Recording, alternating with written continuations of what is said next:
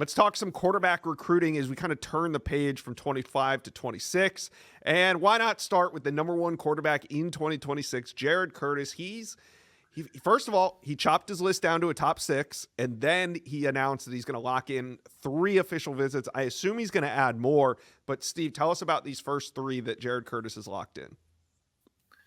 Yeah, so as Hayes Fawcett first reported, Jared Curtis is going to be at Oregon June 6th, Georgia June 13th, and South Carolina June 20th. And I view those programs as the 3 front runners in his recruitment. Now, I think he's trying to get an Alabama official visit on the books for early May. Kalen DeBoer and Nick Sheridan were in with Jared Curtis and his family on Monday, but I think Alabama needs to make up ground. We talked about Jared Curtis in Ohio State at the top of the show. The Buckeyes FaceTimed with him and had some good dialogue with him pregame, and he likes their history of quarterbacks, but they too, in my opinion, have to make up some ground with Jared Curtis. As I handicap his recruitment right now, I know when he decommitted from Georgia, he made Oregon his leader. He talked about it with you on the Inside Scoop. He talked about it with me a couple times. He obviously talked about it with Hayes Fawcett. But I still like where Georgia stands for Jared Curtis right now. Mike Bobo was there last week. He was in the home for 9 hours. Kirby Smart and Mike Bobo will be back on Thursday. He's been to Georgia a bunch. The depth chart at Georgia, the runway to being the starting quarterback as a young signal caller, when you look at Georgia compared to all those other programs, it's the best situation for a quarterback to come in and play early. And so I think all those things, I still like where Georgia stands. Now, Oregon, Dan Lanning, Will Stein, those guys do a fantastic job. They're coming in home next Monday. And so certainly they're more than a dark horse there. But and he's starting to get to know the South Carolina staff. Obviously, he was really close with Coach Dow Logans, who's now the head coach at App State. Coach Shula, a veteran, an NFL veteran, made his first college recruiting visit to go see Jared Curtis in decades. And so he's getting to know Coach Shula. They love Coach Beamer. They're in the top 3 right now. But I just still like Georgia right now for Jared Curtis going into these official visits and with where his recruitment stands. All right. Now, Keisean Henderson's a top 5 quarterback in the On3 industry. He's been having some really good performances this offseason and really his junior season as well. He's a stock up guy. Is Keisean Henderson kind of the next Keelan Russell, which I mean is Keelan Russell, early commitment to SMU, Keisean Henderson, early commitment to Houston. How do you feel about this? Well, Keisean Henderson was On3's top performer at the Navy All-America Bowl last Saturday. He was our top performer during pool play of Battle South Florida, finished as the number 5 overall performer from the week. He's 6'4", 180 pounds. Started his high school career at wide receiver, where he was dynamic in space, could make plays in a variety of ways. But quarterback was always his position of preference, and took over the job as a sophomore, had a really good junior season, and he continues to improve. Just so much runway and upside with Keisean Henderson. And it's not because of just the physical traits, but it's the intangibles. He's just a natural leader, a natural competitor with a lot of inner confidence in himself. Now he's committed to Houston. He committed to them in May, and it's because when he was a receiver, he was still camping at places as a quarterback. He went to Tulane. Willie Fritz and those guys fell in love with him. They saw it first. And when he got the job at Houston, it was perfect for everybody. Tulane was recruiting him the hardest.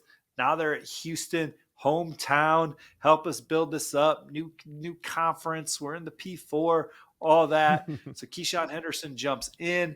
And he still loves Houston, and he's landing offers, Auburn, Ole Miss, some of these programs, North Carolina, Bill Belichick, they're all recent offers for Keisean Henderson. But Will Fritz, seeing it first, that loyalty, the belief in Coach Fritz. He had Tulane finish in the top 10 one year and win the Cotton Bowl, I believe. And then they won 11 games the year after that, which got him the job at Houston.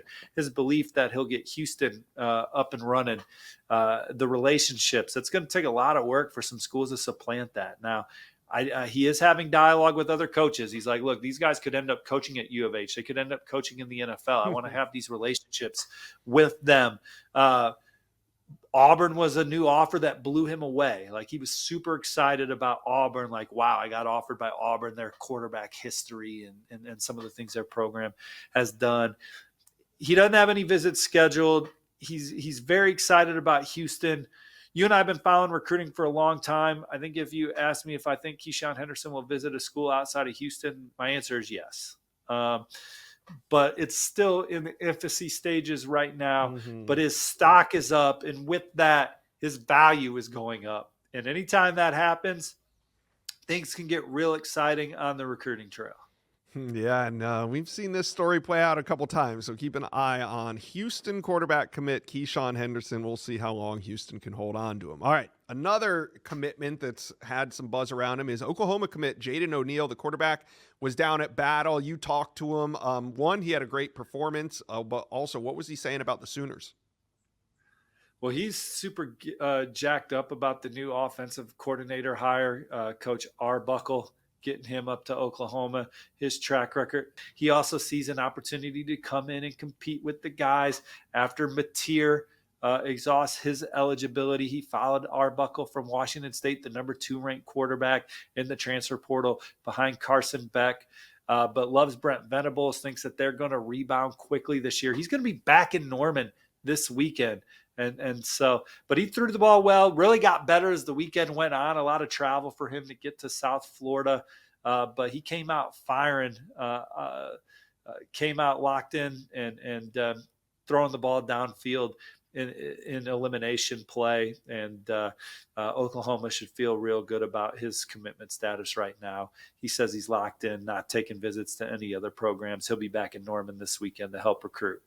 All right, let's talk about Arizona State quarterback Jake Fette. Now, he is committed to Coach Dillingham and Arizona State, but you've been talking to him and other schools are knocking at the door. What's the latest on him? Yeah, this is the guy that I think is going to be someone that you put in the conversation when you're like, who are the top quarterbacks in the 2026 class? Jake Fette, 6'2", 190 pounds, coming off a terrific junior season.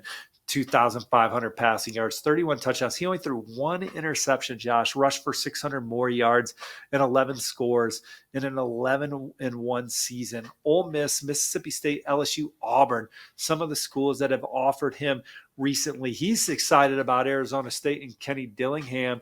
Again, kind of similar to Keisean Henderson in Houston. Arizona State, Dillingham, Marcus Arroyo, they were out in front on his recruitment, and he was bought into Arizona State before the season, Josh. He committed to them when people were voting Kenny Dillingham the worst coach in the Big 12, Arizona State the worst team in the Big 12. So for Arizona State to come out there, win the conference, and really have Texas on the ropes. I mean, we are talking about a non penalty call in that game that of targeting that really could have had a huge impact on Arizona State winning that game. And we'll see what happens. But he pointed to Arizona State's culture because they don't care how many stars you have, how many followers you have. They're just looking for guys who love the game and want a ball. They've created a fun culture at Arizona State. You see how hard those kids played in the Texas game, how they play together. That's an atmosphere that Fette could see himself really thriving in. And obviously what Kenny Dillingham did as a coordinator before the head coach, Marcus Arroyo's track record as a play caller and position coach. Arizona State's in really good position. And then another thing that they have kind of going for them in this recruitment, it's not easy to get to El Paso. So people that are going to invest in trying to flip him, LSU's a program that I think we could really see turn it up for Fette. Like, that's one program that I kind of have an eye on in that recruitment with that offer. But right now he seems locked in with Arizona State, and it's going to just be hard from just a logistics standpoint for schools to get in there and try and flip him. All right. That's a good recap for quarterback in 2026. You guys let us know where you think Jared Curtis, the number 1 overall. Steve kind of thinks that Georgia is out in front. What do you guys think? Let us know. Comments. You talk to Jared. Where do you think, Josh? I kind of think it's I think it's the exact order that he set up these official visits. I think it's Oregon, Georgia, and South Carolina in that order. So we disagree slightly. Slightly. I think he loves Oregon. I just like the way it's setting up for Georgia still.